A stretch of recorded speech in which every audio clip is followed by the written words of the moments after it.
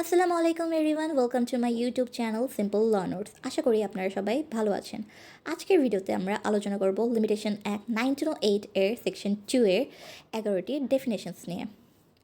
চলুন শুরু করা যাক অ্যাপ্লিকেন্ট দিয়ে।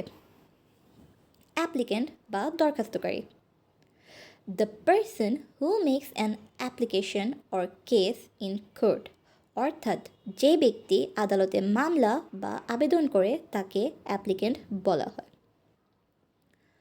Also, if someone gets the right to apply through another person, they are also an applicant. মানে যেই মাধ্যমে বা যেই ব্যক্তির মাধ্যমে অধিকার পেয়ে সে আবেদন করছে তাকেও আইনের চোখে অ্যাপ্লিকেন্ট বলা হয়। ধরুন আলী আদালতে একটি অ্যাপ্লিকেশন করলো একটি জমির জন্য, তাহলে আলী হলো অ্যাপ্লিকেন্ট। এবার আসি বিল অফ এক্সচেঞ্জে।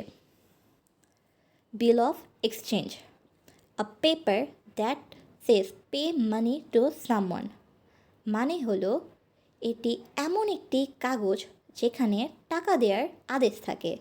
ইট ইনক্লুডস হুন্ডি অ্যান্ড চেক, অর্থাৎ আইন অনুযায়ী হুন্ডি চেক এ দুটোই বিল অফ এক্সচেঞ্জের মধ্যে পড়ে।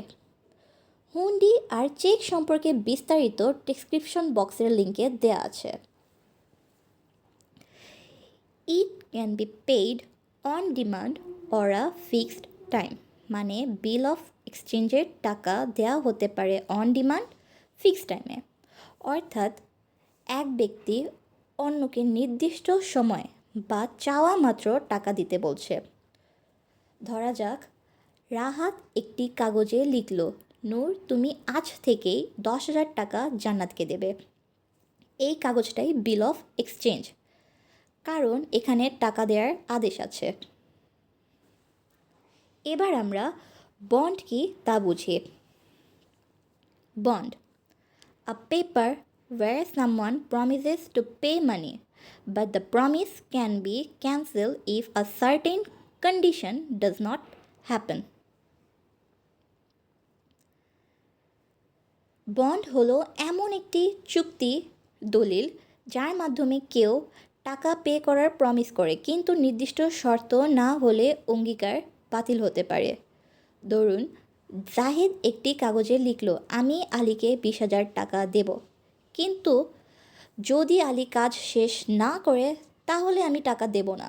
এই শর্তযুক্ত অঙ্গীকারের দলিলটাই হলো বন্ড। এবার আসি ডিফেন্ডেন্টের কাছে।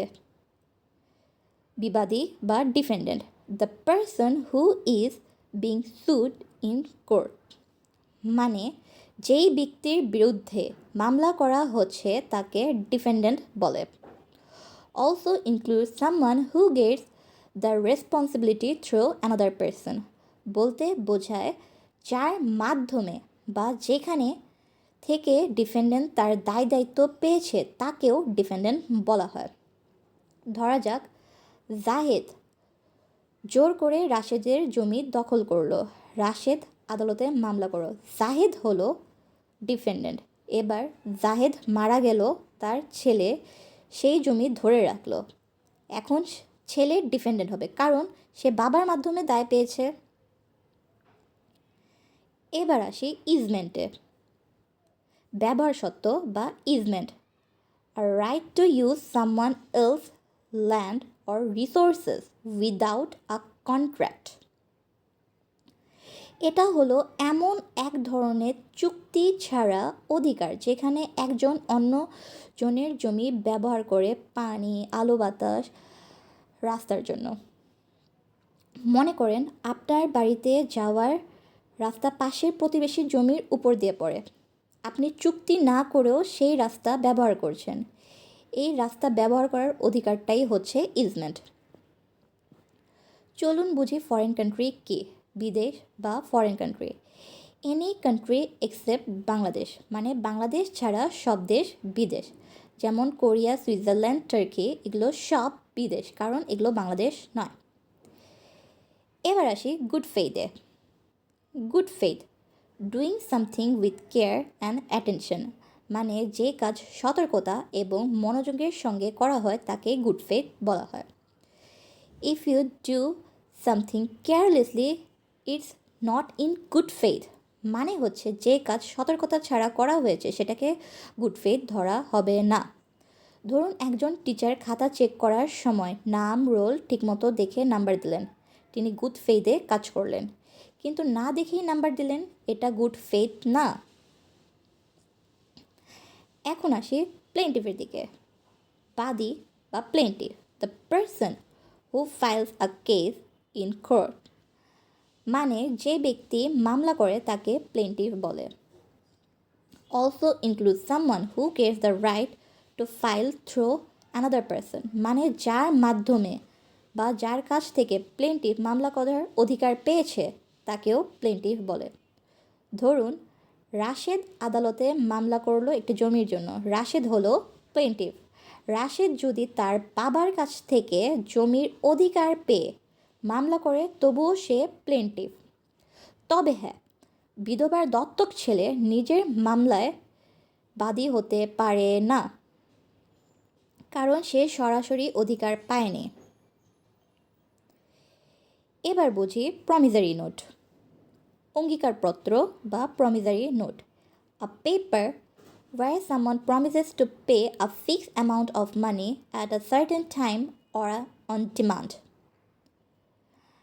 মানে এটা হচ্ছে এক ধরনের দলিল যেখানে কেউ নির্দিষ্ট টাকা নির্দিষ্ট সময় বা অন ডিমান্ড দেওয়ার অঙ্গীকার করে।